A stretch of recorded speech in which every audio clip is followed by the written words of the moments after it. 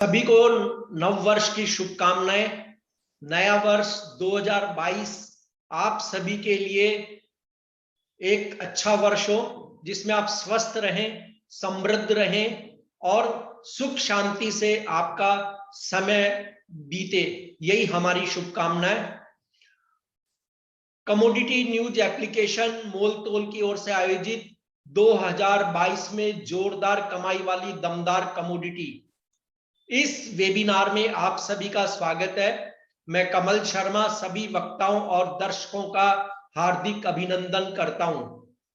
इस वेबिनार में हमारे साथ हैं केडिया एडवाइजरी के श्री अजय केडिया, पृथ्वी फिनमार्ट के commodity director Shri Manoj Kumar Jain, IIFL के श्री अनुज गुप्ता और कुंवर जी समूह के श्री रवि दियोरा, जो बताएंगे कि वर्ष 2022 में किस कमोडिटी में इन्वेस्ट या ट्रेड करना चाहिए जो दमदार मुनाफा दिला सकती है।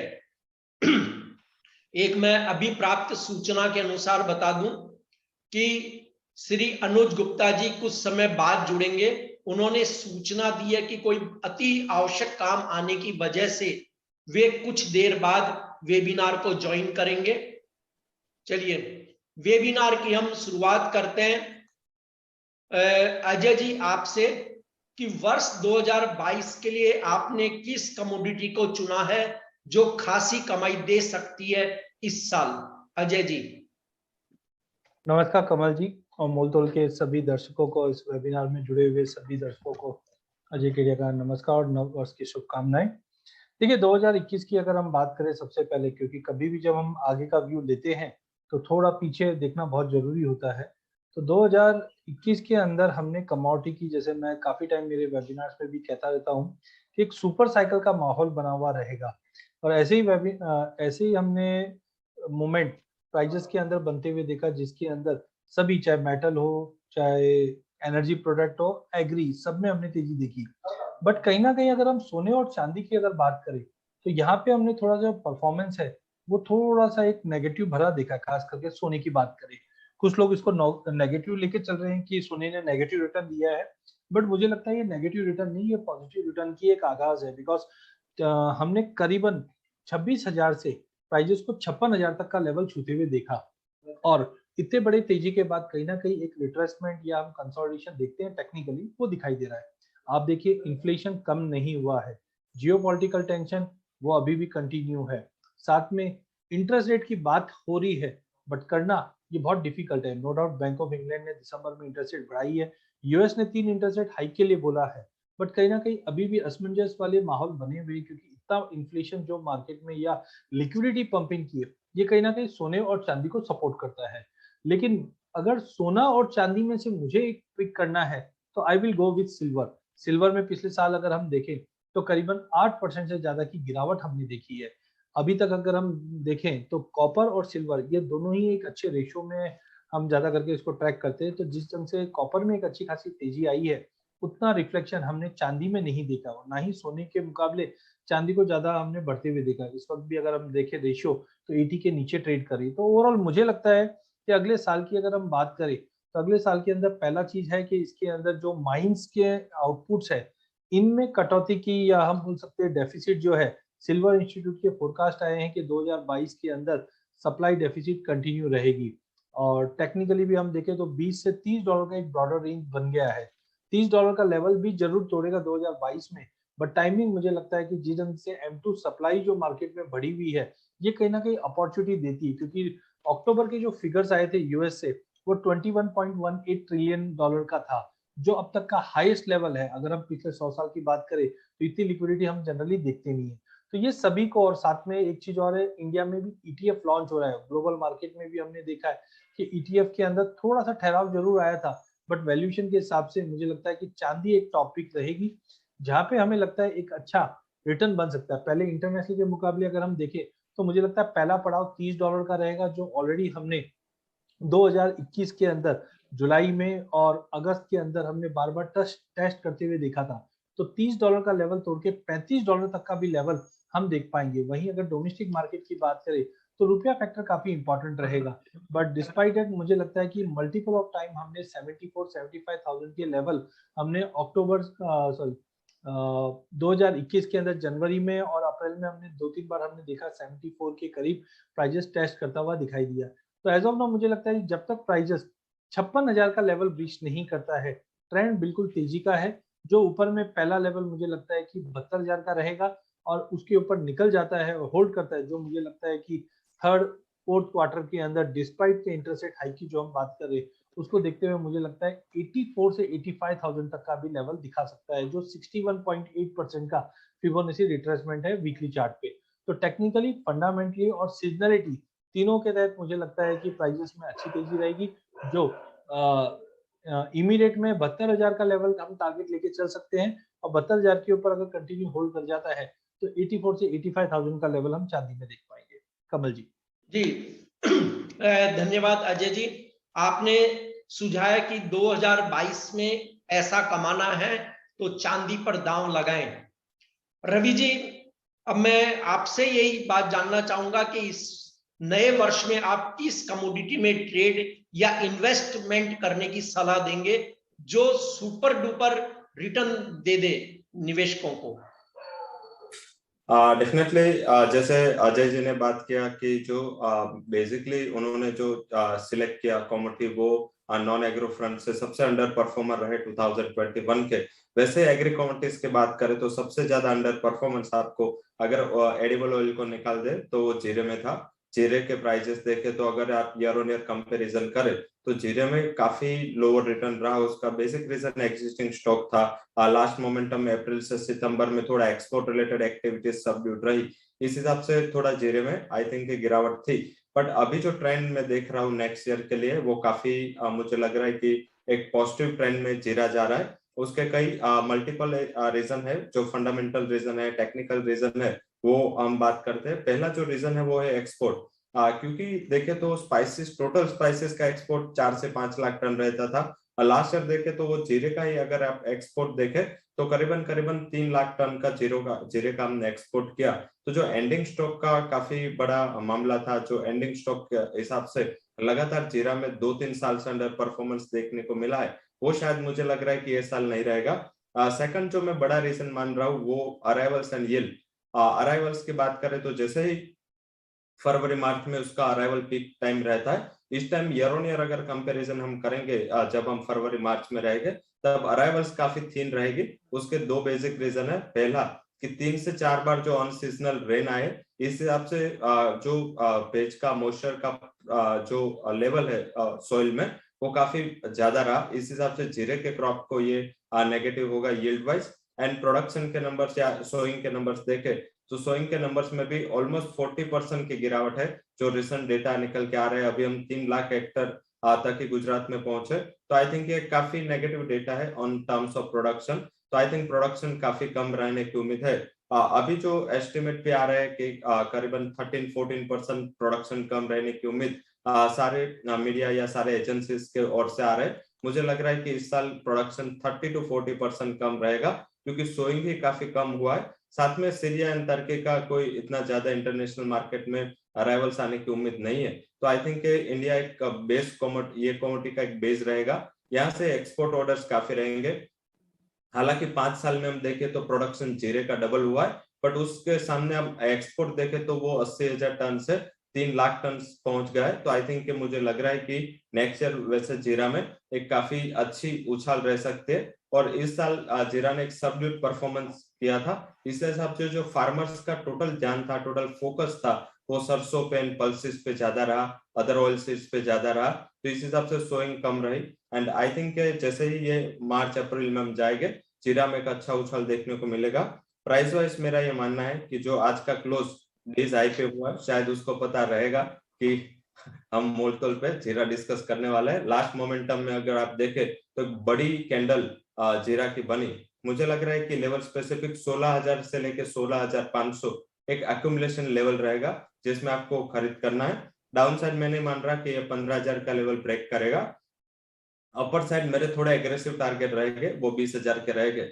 मुझे लग रहा है कि ये साल ये बेस बन जाएगा। 20,000 भी मेरा कंजर्वेटिव टारगेट है, जिस हिसाब से अभी जो फंडामेंटल्स में ट्रेड कर रहा हूँ। एक सिर्फ आपको देखना है कि ओमिक्रॉन की वजह से अगर सप्लाई डिस्टर्ब नहीं होती है तो एक अच्छा ईयर जीरा के लिए रह सकता है, और ये भी अंडर परफॉर्मर रहा। इसने काफी इन्वेस्टर एंड फार्मर्स को लास्ट ईयर निराश किया है, बट मुझे लग रहा है कि ये आगे जाके एक पॉजिटिविटी में रह सकता है। टेक्निकली उसका 16,500 का रेजिस्टेंस क्रॉस करके आज दूसरी बार उन जीरा ने क्लोज दिया, तो मुझे लग रहा है कि रैली इंटेक रह सकती है। जी धन्यवाद रवि जी। मनोज जी, आप निवेशकों को किस कमोडिटी पर दांव लगाने की सलाह देंगे जहां बैंक बैलेंस में जोरदार बढ़ोतरी होने के चांस है? मनोज जी। नमस्कार कमल जी, सबसे पहले तो आपको और सारे व्यूवर्स को नववर्ष की बहुत बहुत शुभकामनाएं। मैंने नए साल के लिए यहाँ पे 4 कमोडिटी को चुना है, 2 एग्रीकल्चर सेक्टर से है और 2 नॉन एग्री से है। हमने देखा था कि 2021 में जो सप्लाई डिस्टर्बेंसेस और एनर्जी क्राइसिस था, उसके चलते हमने एनर्जी सेक्टर में और उसकी जो अलाइड कमोडिटीज है ग्वार कॉम्प्लेक्स, वहां पे बड़ी तेजी देखी थी। वहीं हमने कॉटन कॉम्प्लेक्स में भी शानदार तेजी देखी, बेस मेटल्स में भी अच्छा उछाल था। तो काफी सारी कमोडिटीज ने आउट परफॉर्मेंस जो है 2021 में दिखाई है। 2022 में यहाँ पे काफी सारी कमोडिटीज में कंसोलिडेशन जो है वो देखने को मिल सकता है, लेकिन फिर भी हमारा मानना है कि 4 कमोडिटी जो है वो यहाँ बेहतर रिटर्न 2022 में दे सकती है। पहले अगर मैं एग्री सेक्टर की बात करूं तो यहाँ पे जो स्पाइसेस में मोमेंटम बना है वो 2022 में भी जारी रहेगा। एटलीस्ट जो first half of the year है वहां पे अच्छी बढ़त जो है ओवरऑल स्पाइसेस में देखने को मिलेगी, जिसमें से जीरा और धनिया जो है दोनों आउट परफॉर्मेंस यहाँ पे दिखा सकते हैं। जीरे में जो फंडामेंटल्स है ऑलरेडी रवि ने डिस्कस किए हैं, तो उसमें फिर मैं वापस से उसको रिपीट नहीं करना चाहूंगा। और टेक्निकली भी हमने देखा है कि 16,000 के ऊपर ये कमोडिटी काफी दिनों से सस्टेन हो रही है। तो अब यहाँ पे एक टेक्निकल ब्रेकआउट भी जो है कमोडिटी में देखने को मिला है। हमारा मानना है कि 16,500 से 16,000 के रेंजेस में ये कमोडिटी एक्यूमुलेट करने के लिहाज से बेहतर होगी। 14,400 का यहाँ स्टॉप लॉस रख सकते हैं। ऊपर में यहाँ 17,800, 18,900 और 20,000, ये 3 लक्ष्य जो है वो लेकर के चल सकते हैं। फाइनल टारगेट जो है हमारा 20,000 का रहेगा जीरा में। दूसरी कमोडिटी होगी धनिया। यहाँ पे भी हमने देखा है कि इस बार जो वेदर डिस्टर्बेंस है उसके चलते सोइंग जो है वो घटी है। दूसरा, जो ऑयल सीड्स की रबी की क्रॉप है उसमें एकरेज काफी शिफ्ट हुआ है, तो जो प्रोड्यूसिंग स्टेट्स है चाहे वो मध्य प्रदेश हो या राजस्थान हो, वहां पे एकरेज में जो है कमी की खबरें निकल कर आ रही है, तो वो यहाँ पे कीमतों को सपोर्ट करेगी। दूसरा, कैरी ओवर स्टॉक जो है वो भी धीरे धीरे यहाँ पे लिक्विडेट हो रहा है, तो वो भी आगे जाके ये इस कमोडिटी को सपोर्ट करेगा। हमने वर्ष 2021 में भी धनिया की कीमतों में यहाँ 50% तक के रिटर्न्स देखे थे, लेकिन 2022 में भी यहाँ पे मोमेंटम जो है वो बरकरार रहना चाहिए। तो हमारा मानना है कि इस कमोडिटी में भी 8,800, 8,400 के रेंजेस में बाइंग के लिहाज से अच्छी अपॉर्चुनिटी होगी। 7,400 का एक स्टॉप लॉस यहाँ पर रख सकते हैं। ऊपर में मेरा मानना है कि 10,100 पहला लक्ष्य, 12,900 दूसरा और 14,000 तीसरा, मतलब 14,000 तक के लक्ष्य यहाँ पे धनिया में भी वर्ष 2022 में देखने को मिल सकते हैं। वहीं अगर नॉन एग्री की बात करें तो सिल्वर यहाँ पे प्रोमिनेंट लगती है। गत वर्ष में हमने यहाँ पे नेगेटिव रिटर्न्स देखे थे। इंटरनेशनल मार्केट में 10% से ज्यादा के नेगेटिव रिटर्न्स थे। भारतीय बाजारों में रुपये की कमजोरी के चलते रिटर्न्स नेगेटिव थोड़े कम थे, लेकिन यहाँ पे हमने पिछले कुछ सेशन से काफी अच्छा यहाँ पे कंसोलिडेशन ये कमोडिटी में देखा है, और 58,000 यहाँ पे भारतीय बाजारों में काफी अच्छा बेस जो है इस कमोडिटी ने बनाया है। वहीं इंटरनेशनल मार्केट में भी $21 के आसपास यहाँ पे बहुत अच्छा बेस जो है कमोडिटी में देखने को मिला है। तो हमारा मानना है कि 2022 में यहाँ पे सिल्वर में फिर एक बार पॉजिटिव रिटर्न जो है वो बनते हुए दिख सकते हैं, और लगभग 10 से 15% के रिटर्न्स की संभावना यहाँ नजर आती है। चांदी के अंदर 62,000 से 60,000 के रेंजेस में यहाँ बाइंग करके चलना चाहिए। 58,000 का स्टॉप लॉस लगाएं। ऊपर में 67,700, 72,000 और 74,000, ये 3 लक्ष्य लेकर के चल सकते हैं। 74,000 तक के जो है लक्ष्य यहाँ पे आने वाले समय में देखने को मिलेंगे वर्ष 2022 में। और चौथी कमोडिटी होगी बेस मेटल पैक से निकल। हमने देखा है कि बेस मेटल्स में भी अच्छी बढ़त जो है वो वर्ष 2021 में देखने को मिली थी, और लगभग 20 से 30% के पॉजिटिव रिटर्न्स यहाँ पे बेस मेटल्स ने दिए हैं। यहाँ पे आयरन और स्टील की कीमतों में अच्छी बढ़त देखने को मिल रही है, और जिस तरह से इंफ्रा के ऊपर ओवरऑल ग्लोबली जो ट्रैक्शन देखने को मिल रहा है, तो उसके चलते स्टील के प्राइसेस यहाँ पे 2022 में भी स्ट्रांग बने रहेंगे और वो कहीं ना कहीं निकल के जो कीमतें हैं उसको सपोर्ट करते हुए नजर आएंगे। तो हमारा मानना है कि निकल में यहाँ पे जो मोमेंटम है वो अच्छा देखने को मिल सकता है। एलएमई की अगर बात करें तो हमने देखा है कि $20,000 पर मेट्रिक टन के ऊपर ये कमोडिटी काफी समय से सस्टेन हो रही है और इसमें अगर हम मंथली चार्ट पे भी देखें तो एक राइजिंग पैनल का जो है वो पैटर्न बनता हुआ दिख रहा है। तो यहाँ पे काफी अच्छी बढ़त जो है वो वर्ष 2022 में भी देखने को मिल सकती है। निकल में 1540 से 1500 के रेंजेस में यहाँ पे बाइंग करके चलना चाहिए। 1350 का स्टॉप लॉस रखें। ऊपर में लक्ष्य 1700, 1860 और 2000 तक के लक्ष्य यहाँ पे निकल में लेकर के 2022 में चल सकते हैं। तो टोटल 4 कमोडिटी को हमने 2022 के लिए चुना है: जीरा, धनिया, चांदी और निकल। कमल जी। धन्यवाद मनोज जी। अनुज गुप्ता जी अभी तक जुड़ नहीं पाए और शायद हो सकता है कि उन्होंने जो कहा था कि बहुत ही जरूरी वर्क है, कुछ ऐसी इमरजेंसी आई थी, हो सकता है वे अभी फ्री न होंगे, जुड़ेंगे हमसे वेबिनार समापन से पहले, तो हम उनसे चर्चा करेंगे। ठीक, रवि जी, अजय जी और मनोज जी, आप के डिस्कस से होता है कि जीरा, धनिया, चांदी और निकेल, ये 4 कमोडिटी 2022 की कमोडिटी हो सकती है। अजय जी और मनोज जी आप चांदी पर कॉमन है और रवि जी और मनोज जी आप जीरा पर कॉमन है। सर पहले मैं सवाल जो है रवि जी और मनोज जी आपसे ही लूंगा ये सवाल। सर जीरे ने एक बार एनसीडीएक्स में तकरीबन शायद 226 के कहीं आसपास एक लेवल टच किया था कुछ वर्ष पहले। इस बार सब ये कह रहे हैं कि जीरे की बुआई कम है, निश्चित रूप से कम है, लेकिन कैरी फॉरवर्ड भी है कुछ।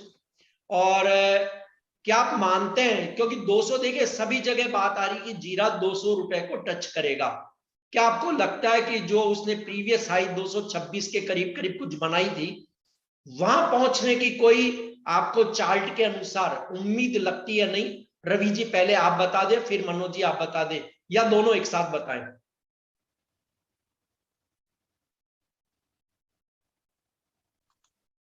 दोनों साथ बोलेगे तो शायद कुछ नहीं, मतलब जैसे 1-2 लाइन आपने बोली, 1-2 लाइन वो बोले, कोई दिक्कत नहीं है सर। हाँ बताइए रवि जी। हाँ सर बढ़िया। हाँ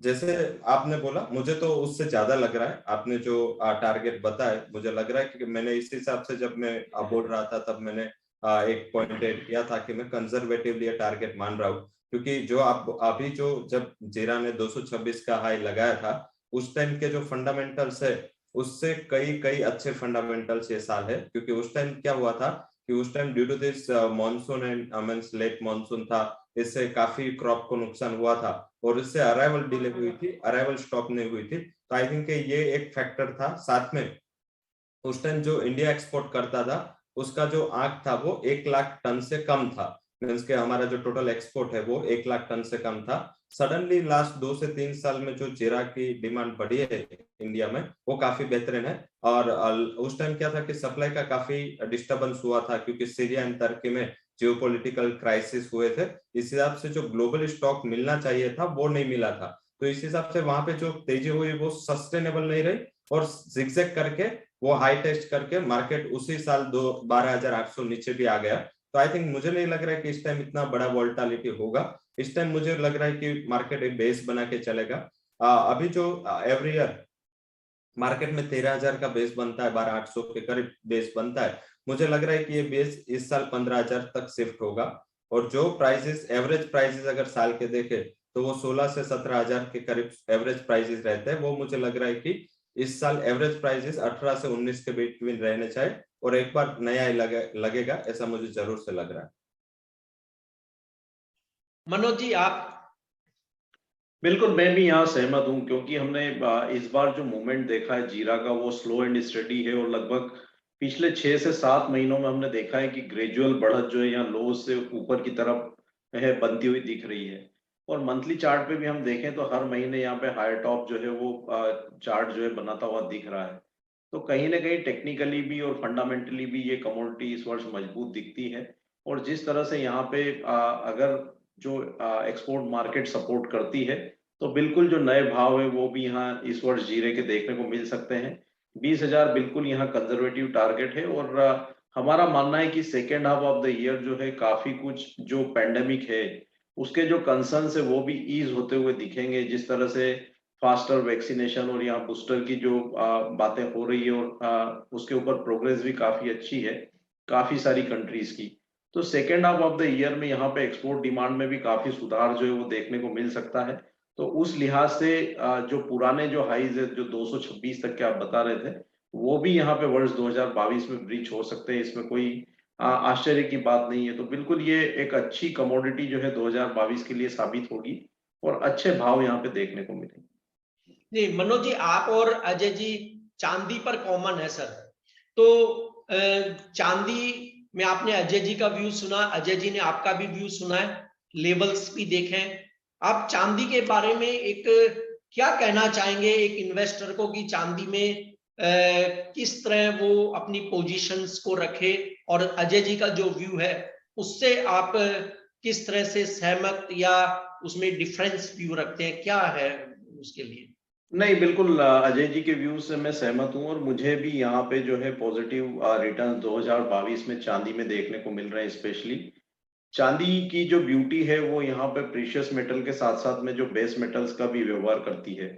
और जिस तरह से बेस मेटल्स में हमने वर्ष 2021 में बढ़त देखी थी, लेकिन उस लिहाज से यहाँ पे अंडर परफॉर्मेंस जो है वो सिल्वर में देखने को मिली थी। मतलब बेस मेटल्स का भी जो सपोर्ट चांदी को मिलना चाहिए था वो वर्ष 2021 में देखने को नहीं मिला। दूसरा, प्रीशियस मेटल में सोने में उतनी गिरावट नहीं थी जितनी चांदी में देखने को मिली। तो दोनों ही लिहाज से देखें तो सिल्वर में अंडर परफॉर्मेंस रहा था। वर्ष 2022 में यहाँ पे जो बेस मेटल्स है उनमें मोमेंटम जो है वो बरकरार रह सकता है, क्योंकि काफी बड़ा जो है इंफ्रास्ट्रक्चर के ऊपर पुश जो है ग्लोबल इकोनॉमीज का रहेगा। तो वो यहाँ पे बेस मेटल्स को कंटिन्यू सपोर्ट करते रहेंगे। चांदी का जो फिजिकल डिमांड है वो भी यहाँ पे वर्ष 2022 में बढ़ता हुआ दिख रहा है। ऑटोमोबाइल इंडस्ट्री से भी यहाँ पे डिमांड जो है वो अच्छी इमर्ज हो सकती है। तो उस लिहाज से हमारा मानना है कि यहाँ जो काफी सारे फैक्टर्स जो है वो पॉजिटिव यहाँ पे प्ले हो सकते हैं चांदी के लिए। तो उस लिहाज से हमको यहाँ चांदी जो है वर्ष 2022 के लिए अच्छी लगती है। और हायर साइड में जो टारगेट हम लेकर के चल रहे हैं वो 74,000 तक के लेकर के चल रहे हैं। कमल जी। अजय जी, आपने मनोज जी का व्यू सुना, और चांदी में आपका क्या कहना है अब इसके बाद?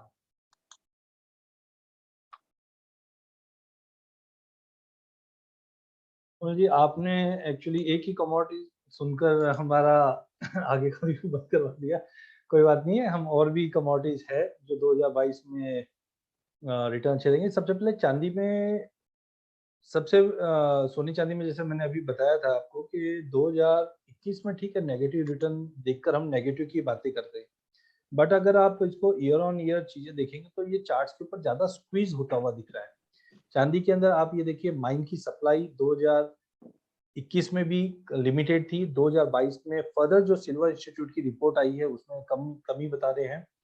और खास करके मैं इसको ट्रैक करता हूँ कॉपर के साथ। तो आप सिंपल ये देख लीजिए कि मार्च 2020 के अंदर कॉपर का भाव करीबन 336 एग्जैक्ट लो मार्च में टच किया था। 336 वाला कॉपर हम 800 होते हुए देखते हैं। और चांदी में भी कैसा है कि बेस मेटल की तरह इसका भी इंडस्ट्रियल यूज है। आज सोलर पैनल की बात कर लीजिए, चाहे इलेक्ट्रिक व्हीकल्स में, इनमें भी चांदी का एज ए गुड कंडक्टर काफी यूज हो रहा है। जो हमें समझ में आता है गोल्ड सिल्वर रेशियो से भी, गोल्ड सिल्वर रेशियो में इनिशियली हमने देखा कि 80 तक गई है, बट ओवरऑल हमें लगता है ये 62 की तरफ गोल्ड सिल्वर रेशियो जाने के लिए तैयार है। अगर ये 62 की तरफ आती है तो कहीं ना कहीं गोल्ड के मुकाबले चांदी ओवरव्यू में काफी स्ट्रांग है। बट चांदी में हमने पिछले साल भी देखा $30 के करीब जाके एक इंपॉर्टेंट रेजिस्टेंट लेती हुए दिखाई दी। नो डाउट 2022 के अंदर हमें लगता है इंडस्ट्रियल कंजम्पशन भी बढ़ेगा, जिस दिन से सभी इकोनॉमी उभरने की कोशिश कर रहे हैं। इन्वेस्टमेंट डिमांड भी है, और जहाँ पे इंडिया में अगर हम देखें तो ईटीएफ की जो बाइंग है ये भी काफी प्राइजेस को सपोर्ट करेगा। तो सारे फैक्टर मुझे लगता है कि हाँ, नीचे में रिसेंटली हमने 2140 का एक लो लगते हुए देखा, वो काफी स्ट्रॉन्ग रिजेक्शन था लोअर साइड में। तो आई थिंक प्राइजेस जब तक 5700 या और कंफर्मेटिव पकड़े तो 5600, जब तक 5600 के नीचे क्लोज नहीं करता तो रिस्क रिवॉर्ड रेशियो काफी फेवरेबल है। जो इनिशियली मुझे लगता है कि 72 72.5 का टारगेट, बट ओवरऑल मुझे लगता है कि 84 से 85,000 तक का भी लेवल हम चांदी में देख पाएंगे। और अगर कोई 3 साल के लिए रख ले तो इससे पहले वाले सेशन में भी मैंने बताया था, रवि जी मुस्कुरा रहे हैं उस चीज पे, लेकिन फ्रैंकली मुझे लगता है कि चांदी 2.5 लाख हो सकती है अगले 3 साल के अंदर। उतनी सोच चाहिए, और ऐसे मैंने सोच वाले वर्ड ना फ्रैंकली 2021 के अंदर काफी सेमिनार और वेबिनार में भी रखा है। FISS के अंदर मसालों के लिए जब मार्केट एकदम ठंडा था, कोई एक्सपेक्टेशन नहीं था, तो जीरे और धनिया में मैंने कहा भी था ये करीबन धनिया है वो 12-13 हजार तक का लेवल, और जीरा 21 हजार का लेवल। वैसे ही एक और पिक थी कॉटन सीड ऑयल के, जहाँ पे हमने 2400 में कहा था कि 4 हजार का लेवल दिखा सकता है, और आज भी हमने 5% का मोटा मोटी एक सर्किट लगते हुए देख रहे हैं जो 3300 का लेवल दिखा दिया। तो ओवरऑल मुझे लगता है चांदी अच्छी पीक है 2022 के लिए। पेशेंसली होल्ड कीजिए, पैसा जरूर मिलेगा। जी धन्यवाद अजय जी। देखिए रवि जी कुछ कहना चाहते हैं? हाँ हाँ, मैं मुस्कुरा रहा था क्योंकि बेसिक है ना, मैं अगर आपने बोला नहीं होता तो भी मैं ये पॉइंट रेस करने ही वाला था आपके वक्तव्य के बाद कि आपने लास्ट टाइम 2.5 लाख का दिया था। मैं दूसरा एक मीन्स के आपने काफी अच्छी फंडामेंटल्स की बात की, तो ज्यादा फंडामेंटल्स ऐड नहीं करूंगा, बट इंडिया में जो अभी नया एवेन्यू चांदी में ओपन हो रहा है वो सिल्वर ETF हो रहा है, जो अभी रिसेंटली लॉन्च हुआ है, और 100 के मल्टीपल 100 के इनिशियल साइज से 1 रुपए के मल्टीपल से ये ऑप्शन आ रहा है। तो अभी तक हमारे पास क्या थे, लोग को ऐसा लग रहा था कि प्राइसेस काफी वोलेटाइल है, अभी जिसको लग रहा था कि बड़ा इन्वेस्टमेंट चाहिए इसके लिए, वो लोग भी छोटा इन्वेस्टमेंट करके ETF से स्टार्ट कर सकते हैं। सेकंड, कि चांदी का एक करिश्मा है कि चांदी ऑलवेज, अगर आप 3-4 साल के परफॉर्मेंस से देखें तो ऑलवेज उसमें रिटर्न काफी CAGR परसेंटेज अच्छा आया। तो आप क्या कर सकते हो उसमें, आपका अगर लंबा इन्वेस्टमेंट का नजरिया है, जैसे 2 से 3 साल का नजरिया है, तो एवरी आप ETF को एक्यूमुलेट करते रहो। 100 रुपीज मीन्स कि इट्स नेग्लिजिबल अमाउंट, तो वहां से आपका एक एवरेज भी अच्छा रहेगा। 3 साल अगर आपने एक्यूमुलेट किया तो आपकी एवरेज भी काफी अच्छी रहेगी एंड आपका रिस्क मिनिमाइज होगा। तो मुझे लग रहा है कि आप अच्छा एवेन्यू है, फर्स्ट टाइम ये एवेन्यू हमारे लिए ओपन हुआ है। गोल्ड ETF को जिस हिसाब से प्रतिशत मिला है, हम इंडियन है, इंडियन में ब्लड में थोड़ा स्पेकुलेशन, थोड़ा वोल्टाइल मोमेंटम रहता है, तो हम गोल्ड को ज्यादा प्रेफर नहीं करते क्योंकि वहां पे वोल्टालिटी कम है। हम ज्यादातर सिल्वर को, मुझे लग रहा है कि काफी अच्छा प्रतिशत मिलेगा, क्योंकि काफी लोग सोच रहे थे क्योंकि प्राइस में परसेंटेज रिटर्न काफी अच्छा आता है, तो वहां पे लोग का फ्लेवर एंड फेवर ज्यादा रहेगा। तो मेरा डेफिनेटली मानना है, बुलिश व्यू है, बट ये एक अच्छा एवेन्यू है, तो उसको भी हमने डिस्कस कर लिया। जी अभी एक सवाल है और रवि जी, आप देखिए वैसे पूरे भारत और दुनिया के लिए काम कर रहे हैं क्योंकि एक अच्छी फर्म से आप जुड़े हुए हैं, वहां रिसर्च हेड है, लेकिन मूल आपका जो है गुजरात है। तो मैं एक अलग प्रश्न पूछना चाहता हूं कि गुजरात की अभी जो कमोडिटी आएगी बाजार में वो आएगी कैस्टर। जीरे पे डिस्कस हुआ, जीरा नो डाउट राजस्थान का भी है, गुजरात में भी, MP में भी पैदा होता है, लेकिन हम अलग बात करना चाहते हैं कैस्टर। बिल्कुल छोटे में आप बताएं कि कैस्टर में क्या हो सकता है, बहुत संक्षेप में। जीरा डेफिनेटली गुजरात की ही कॉमोडिटी थी, बट मीन्स राजस्थान ने थोड़ी मेहनत ज्यादा किया। अभी पर्टिकुलर जो सोइंग है या उसमें अराइवल से वो राजस्थान में काफी अच्छे आ रहे हैं। गुजरात में मंडी वाइज ऊंचा इज मीन्स के वर्ल्ड की लार्जेस्ट मंडी है जीरा की, बट यस ज्यादातर श्रेय देना चाहिए क्योंकि राजस्थान में अभी लोग काफी वहां पे बुआई भी आंकड़ा देखे तो इस टाइम भी बुआई राजस्थान में क्रॉस हुए।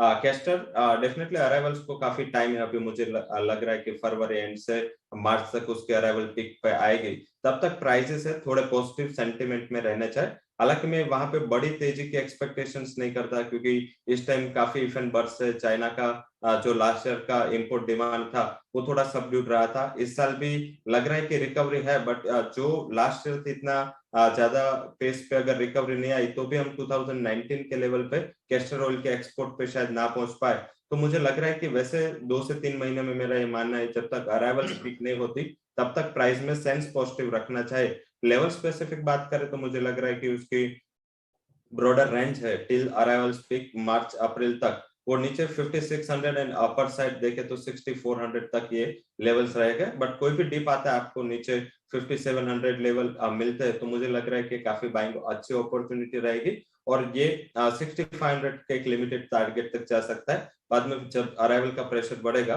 मुझे लग रहा है कि second half of this means की फर्स्ट 6 मंथ मींस अप्रैल के बाद थोड़ा वहां पे प्राइस वाइज प्रेशर दिखना चाहिए।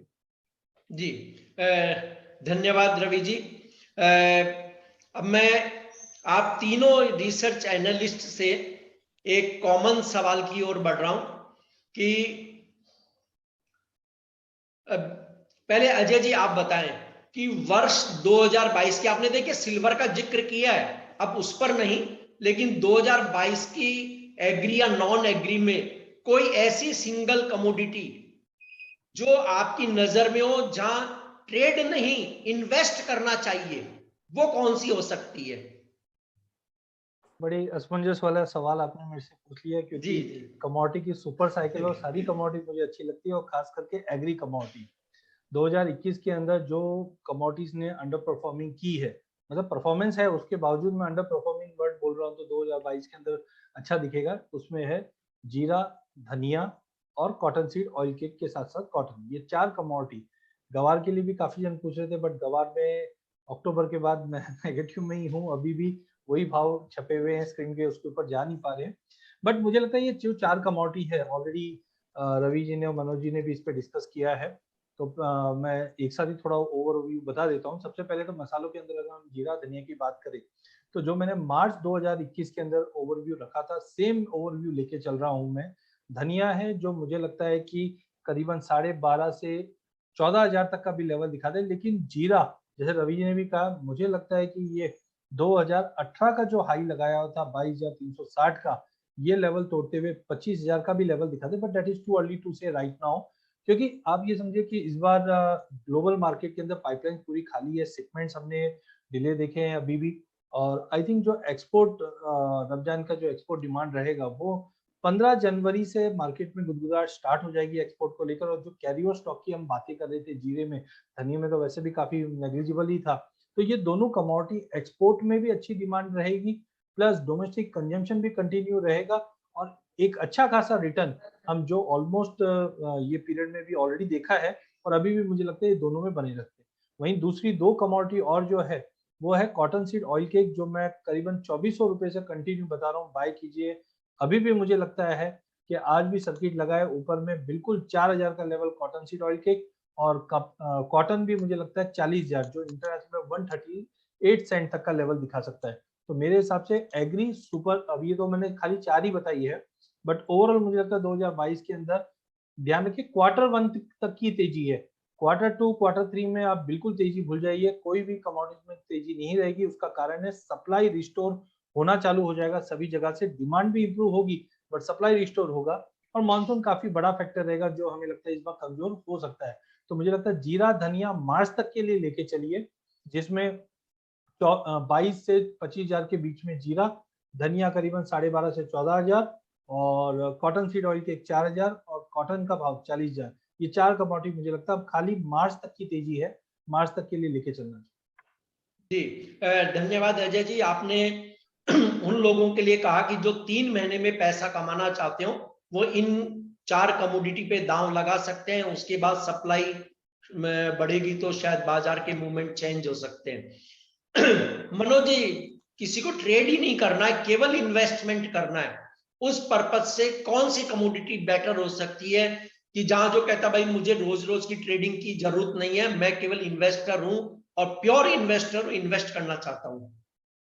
उस लिहाज से एक कमोडिटी है कमल जी, जो काफी बेहतर रिटर्न्स यहाँ पे 2022 में दे सकती है, और वहां पे हालांकि वॉल्यूम्स जो है वो कम है, और पिछले 3 साल से हम देखें तो ये कमोडिटी काफी जो है अंडर परफॉर्मेंस दिखाती हुई नजर आई है, और गिरावट यहाँ देखने को मिली है। एक अच्छा बेस बना के पिछले कुछ सेशन से यहाँ पे अच्छा मोमेंटम फिर एक बार बनता हुआ दिखा है, वो है मेंथा तेल। हमने 950 के आसपास यहाँ अच्छा बेस इस कमोडिटी में बनते हुए देखा है, और आज लगभग 1,058 तक के हाईज भी हमने यहाँ बनते हुए देखे हैं। मेरा मानना है कि जिसको ज्यादा ट्रेड नहीं करना है और पोजीशन को होल्ड करके रखना है लंबी अवधि के लिए, तो 2022 में वो मेंथा तेल में जो है वो इन्वेस्ट कर सकते हैं। 1,000 से 1,050 की रेंज में यहाँ पे इसमें जो है निवेश किया जा सकता है। 940 के आसपास का, या और थोड़ा कंजर्वेटिव साइड में 920 तक का स्टॉप लॉस रखें। ऊपर में 1230 से लेके 1370 तक के लक्ष्य यहाँ भी जो है वर्ष 2022 में देखने को मिल सकते हैं। तो हायर साइड पे 1370, अगर हम 1,020 का भी अगर एवरेज पकड़ते हैं बाइंग का, तो उस लिहाज से लगभग 35% तक के रिटर्न यहाँ पे देखने को इस कमोडिटी में मिल सकते हैं। तो इन्वेस्टमेंट के लिहाज से मेंथा तेल 2022 में एक अच्छी कमोडिटी हो सकती है। जी, धन्यवाद मनोज जी, आपने बिल्कुल एक अलग कमोडिटी MCX की मेंथा का जिक्र किया, क्योंकि मेंथा ऑयल काफी समय से सुस्त कमोडिटी रही थी। रवि जी, मैं आपसे ये सवाल नहीं पूछूंगा कि सिंगल कमोडिटी कौन सी हो या इन्वेस्ट करें। सर देखिए, जो बड़ी खबरें आ रही है वो आ रही है कॉटन को लेकर के। गुजरात में कल भी मेरी बात हुई काफी अच्छे ट्रेडरों से, 2 दिन पहले भी हमने मोलतोल पे लगातार 3 दिन बहुत अच्छी बड़ी स्टोरियां दी है हाजिर बाजार को लेके कॉटन पर, जिसमें कुछ लोगों का ओपिनियन ये तक आया था कि प्रति कैंडी यानी 356 किलो की कॉटन 80,000 रुपए तक बिक सकती है, मतलब इस बार।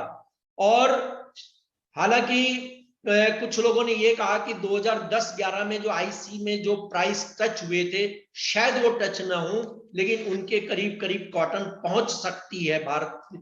और भारतीय कॉटन इस समय अंतरराष्ट्रीय बाजार में हम देखें तो 5 सेंट प्रीमियम पर चल रही है, जिसके आने वाले समय में 20-25 सेंट तक प्रीमियम बढ़ने की उम्मीद है।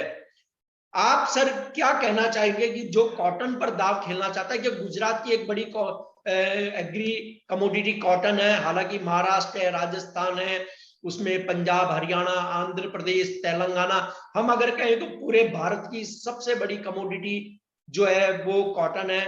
हम कॉटन उत्पादन में दुनिया में अव्वल है। आपका क्या व्यू है इसी बात को लेकर के? डेफिनेटली एक सबसे अच्छी कॉमोडिटी रही जिसमें कभी भी मींस क्लोजर नहीं हुआ कभी क्योंकि ये सबसे यंग कॉमोडिटी है। वैसे जो सक्सेस हुआ है सबसे लेटेस्ट जो सक्सेसफुल कोई कॉन्ट्रैक्ट रहा है और वो अभी चल रहा है वो कॉटन है। तो आई थिंक कॉटन में देखे तो लगातार ट्रेडर से या हेजर से उसका M6 कॉटन या हो या NCDX M6 कपास हो खाली हो NCDX सब में लोग का काफी वॉल्यूम वाइज पे अच्छा पार्टिसिपेशन रहा है, क्योंकि ये कमोडिटीज इंडस्ट्रियल एग्रीकल्चर कमोडिटीज है। एंड जिस हिसाब से फिर से लास्ट मीटिंग में भी हमारी बात हुई थी कि अभी सेंट्रल बैंकर्स को या तो अपनी पॉलिसी रिवर्स होनी पड़ेगी या तो ओमिक्रॉन का कहर इतना ज्यादा नहीं रहेगा। तो कोई भी लेवल पे मुझे लग रहा है कि या तो लिक्विडिटी सपोर्ट करेगी या फंडामेंटल सपोर्ट करेगा। तो प्राइसेस जैसे अजय जी ने राइटली पॉइंट आउट किया कि first quarter of this calendar year prices अच्छे रह सकते हैं। हालांकि बाद में जैसे ही हमने कॉटन का ऑलवेज देखा है कि अगर कॉटन या कपास 200 रुपया हायर लेवल से गिरता है, बाद में फार्मर्स के इतने अराइवल्स चालू हो जाते हैं। अभी देखे तो कड़ी हो या राजकोट हो, जो भी बड़े सेंटर्स है उसमें अराइवल्स है ही नहीं, नील अराइवल्स है। तो जैसे ही प्राइसेस गिरेंगे तब फार्मर्स ज्यादा उसको प्रेशर में करेंगे। तो I think at least first quarter तक रुके। मेरा यह मानना है कि 80,000 जैसे ये लेवल से काफी दूर है नहीं। तो मुझे लग रहा है कि आप ज्यादातर फोकस करें, क्योंकि हम आत्मनिर्भर पे ज्यादा बात करते हैं। तो जैसे fundamentals cotton seed oil cake इसके फंडामेंटल आत्मनिर्भर है। मीन्स के वहां पे देखे तो जैसे हायर ऑयल मिल प्राइसेस का भी, ऑयल मिल का केक के प्राइसेस का भी एक सपोर्ट है। सेकंड जो कोकोड के प्राइस को सपोर्ट कर रहा है वो कॉटन कॉम्प्लेक्स कर रहा है। अगर तीनों कपास, कॉटन एंड कोकोड के प्राइसेस को कंपेयर करें तो despite of this seasonality impact कोकोड के प्राइसेस ने कम परफॉर्म किया है। तो मुझे लग रहा है कि अगर कोई कॉटन कॉम्प्लेक्स में ट्रेड लेना चाहता है या मीडियम टू लॉन्ग टर्म के लिए खरीदारी करना चाहता है तो डेफिनेटली जैसे मैंने भी और अजय जी ने भी और मनोज जी काफी टाइम हमने कोकुड की बात की है। अराउंड 3,200 के लेवल्स हमने टारगेट दिए थे जब प्राइसेस 2,300 2,400 थी। मुझे लग रहा है कि जिस हिसाब से कॉटन के प्राइसेस बढ़े, कपास के प्राइसेस बढ़े, ये आपको रिवाइज करके 4,200 4,100 तक के प्राइसेस के लेवल भी दिखा सकता है। हालांकि बाय डिप्स का स्ट्रेटेजी रखे 3-4 ट्रेडिंग सेशन में काफी बढ़ गया है, तो मुझे लग रहा है कि ये कमोडिटी अच्छा परफॉर्म कर सकते हैं। अराउंड 2,800 एक अच्छा एक्यूमुलेशन जोन रहेगा। मुझे लग रहा है कि 2,500 का बेस ये बना के चलेगा और पहला टारगेट 3,500, सेकंड 4,100। तो आई थिंक मुझे लग रहा है कि खल में अभी परफॉर्मेंस नहीं दिखा है, वहां पे आगे परफॉर्मेंस दिखना चाहिए। आपने राइटली पॉइंट आउट किया 40,000 का टारगेट मींस के 80,000 का टारगेट आपको वहां भी मिल सकता है। पर खांडी जिसको गुजरात में बोलते हैं, तो पर खांडी 80,000 का टारगेट मींस के अप्रोक्स पहुंचने भी है। एंड जब भी देखे तो शॉर्ट पोजीशन काफी कटी है। आज भी मेरे साथ एग्री हो गए मनोज जी और अजय जी, काफी शॉर्ट पोजीशंस आज कटी है लास्ट ट्रेडिंग सेशन में, लास्ट ट्रेडिंग आवर्स में। तो आई थिंक ये अभी और सपोर्ट करेगा। 37 to 38,000 तक M6 कॉटन जा सकता है। धन्यवाद रवि जी। अजय जी, आपके लिए एक सवाल है। आयोवा की गंवार में आपका क्या व्यू है? हालांकि आप पहले भी कह रहे थे कि भाई गंवार में उतनी बड़ी तेजी नहीं है, लेकिन ये सवाल है गणेश शाह जी का कि अजय जी गंवार में क्या करना चाहिए? फ्रैंकली गंवार में मेरा व्यू अभी भी ऐसा कोई एक्स्ट्रा ऑर्डिनरी तेजी का नहीं है। नो डाउट काफी अटकलें ऐसी लगाई जा रही है जिस ढंग से कॉटन सीड ऑयल के एक बढ़ा है, तो कैटल फीड में इसका भी यूज बढ़ेगा, क्रूड के भाव बढ़े हैं तो गवार गम का भी एक्सपोर्ट बढ़ेगा। बट ध्यान रखिए, देखो क्रूड का भाव जो बढ़ा है उसमें आपको सबसे पहला ध्यान देना पड़ेगा कि यूएस का प्रोडक्शन कितना बढ़ा है। तो यूएस के प्रोडक्शन में हमने देखा अभी तक कोई बड़ा इजाफा हुआ नहीं, कि गवर्नमेंट की जो पॉलिसी है जो की, ये अभी तक जो ऑयल इंडस्ट्री उसको सपोर्ट नहीं दिखा रही कहीं पे भी। नो डाउट हमारा व्यू 5100-5200 का था, उससे पहले का पड़ाव 5600 था, लेकिन 5600 जो घुमा अच्छा है। दिसंबर में हमने ये भी बताया था आपको 2 दिसंबर का एक वेबिनार में कि दिसंबर की सीजनैलिटी हमेशा ये गवार के लिए अच्छी होती है, बट 6250 या 6280 के ऊपर क्लोज करता हुआ अभी भी नहीं दिखाई देता है। तो मेरे विचार से खाली गवार के पीछे पड़े रहे हम कि कुछ पैसा मिले, उसके एवज में अगर हम जीरा, धनिया, कॉटन सीड ऑयल के जिसमें एक्चुअल में पैसा आ रहा है उधर ज्यादा ध्यान देना चाहिए। गवार में मेरा ऑलरेडी हमारी टीम का वर्क चल रहा है, बट फ्रैंकली जिस ढंग से हमने सितंबर में और अक्टूबर में उतार चढ़ाव देखा 72 का नीचे वापस 5612, आई थिंक अभी इसमें नहीं पड़ना चाहिए। You should wait for at least 15-20 days या 1 महीना वेट करना चाहिए, क्योंकि अगर ये 63 भी टच भी कर जाए उसके बाद भी मुझे कहीं पे भी कोई ऐसा फिगर्स नहीं दिख रहा है कि मैं वापस बाय करके बोलूं कि सर इस बार 85 दिखा। 2022 का ओवरऑल आउटलुक अच्छा दिखा रहा है, बट 85 बोलने के लिए मुझे कोई चाहे चार्ट की बात करे चाहे फंडामेंटल की बात करे, ये मुझे नहीं दिख रहा। तो बेटर मैं न्यूट्रली रहूंगा 1 महीने के लिए। जनवरी के बाद फिर से एक बार रिव्यू करना चाहिए इसके अंदर, बट टाइमिंग बेटर है। इससे बेटर मैंने अक्टूबर में एक सेमिनार हुआ था, उसमें क्लियर कट मेरा व्यू मंदी का था और ये भी कहा था कि गवार इस बार पैसा नहीं देगी। ऊपर नीचे किया बट अल्टीमेटली वही भाव है। तो मेरा सलाह ये रहेगा और महीना भर वेट कर लीजिए, कोई हाई नहीं है, गवार कहीं नहीं भागने वाली है। हाँ, अगर 5200 का लेवल मिले तो बिल्कुल 5500 के नीचे जो भी भाव मिले वहां से हम बिल्कुल बाय करके चलेंगे, बट एज ऑफ नाउ ये लेवल्स पे एंटर नहीं करना चाहिए, अवॉइड करना चाहिए गवार को। धन्यवाद अजय जी। रवि जी, आपसे एक सवाल है। नाम बहुत क्लियर नहीं हो रहा उनका, कुंबी KFPC दिख रहा है। उन्होंने क्या धनिया पे भी पूछा, पर धनिया पे ऑलरेडी मनोज जी बता चुके हैं। उन्होंने एक चीज पूछी है ट्रेडिंग के पर्पज से कि चने में क्या हो सकता है। इस बार हम देखें तो गुजरात में रिकॉर्ड तोड़ बुआई हुई है चने की, मतलब जिसकी उम्मीद नहीं थी न सरकार को न ट्रेडर्स को। हालांकि चने की जो बुआई है पूरे देश में वो भी एक अच्छी हुई है। तो सर चने में अगर काम किसी को करना हो, क्योंकि वायदा बंद हो चुका है, फिर भी आपकी एक अमूमन राय क्या हो सकती है चने को लेकर?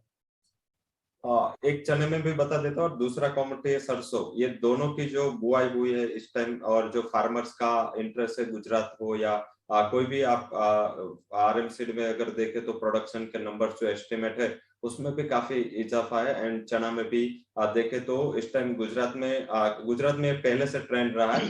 जो कॉमोडिटीज के पीछे लगते हैं तो हाथ धो के लग जाते हैं, और जैसे बुआई करते हैं जब तब प्राइसेस हायर पे रहते हैं। जैसे हम एवरी टाइम ऑनियन पे देखें तो महाराष्ट्र की अराइवल होती है तब गुजरात में सोइंग होती है। महाराष्ट्र के अराइवल पे हायर प्राइस पे गुजरात के फार्मर्स बाय करते हैं। जैसे ये गुजरात के अराइवल स्टार्ट होते हैं तो ₹1-2 प्राइसेस आ जाते हैं। सिमिलर वे में यहाँ पे क्या है कि प्राइस देख के मीन्स जैसे गुजरात में बोलते हैं भाव भगवान से, मीन्स कि यहाँ पे प्राइस देख के जो फार्मर्स है वो उसका ट्रेंडिंग ज्यादा रहता है। इस टाइम जीरा की जो भी बुआई का इलाका है उसमें से काफी बड़ा इलाका है वो दोनों कमोडिटी सरसों एंड चना में गया है। तो मुझे लग रहा है कि हाथ पे स्टॉक कम रखना चाहिए। हायर लेवल से प्राइसेस रेस्टिव रहेंगे, प्रेशर में रहेंगे। मुझे नहीं लग रहा है कि ये प्राइसेस यहाँ से MSP के ऊपर, हालांकि सारे कमोडिटीज चल रहे हैं, सबने रिटर्न भी अच्छा दिया है, बट चना जो इंडिया में प्राइसेस है वो काफी रेगुलेटरी इतना प्रेशर है। काफी टाइम वो स्टॉक की लिमिट आ जाती है, काफी टाइम गवर्नमेंट डेटा मंगवाते हैं, काफी टाइम उस पर प्राइस लिमिट आ जाते हैं, तो ये काफी फेवरेबल प्राइस वाइज इतना नहीं रहेगा। ना तो कोई स्टॉकिस्ट है वो बड़ा स्टॉक लेके होल्ड कर सकता है, ना तो आप इतना बड़ा एक्सपोर्ट के लिए कोई कमोडिटी होल्ड कर सकते हैं। तो विद इन रेंज रहेगा, ना तो बड़ा करेक्शन, ना तो बड़ा गिरावट, ना तो बड़ा उछाल। बट प्राइसेस आई थिंक ये जो अगले ईयर है उसमें 4500 to 5000, इसके ऊपर मैं नहीं मान रहा हूँ। तो कोई भी ऊपर के प्राइस मिले, अगर आप स्टॉकिस्ट हो आपके पास, क्योंकि वायदा में अभी पोजीशन पॉसिबल भी नहीं हो और अलाउ भी नहीं कर रहे, तो आई थिंक अगर आप स्टॉकिस्ट हो तो 5000 के ऊपर कोई भी प्राइस है उसको एक अच्छी अपॉर्चुनिटी मान के उसको बेच देना चाहिए। जी धन्यवाद रवि जी। मनोज जी से मैं सवाल पूछूंगा एक सोयाबीन पर, लेकिन उससे पहले मैं अपने जो वेबिनार में जुड़े हुए दर्शक उन्हें बता दें, 7 जनवरी को शाम को 5:30 बजे हम गंवार पर एक वेबिनार करने जा रहे हैं और उसमें रवि जी भी मुख्य वक्ता होंगे। मनोज जी देखिए, सवाल पूछा है रॉकी पटेल जी ने और प्रताप देशमुख जी ने।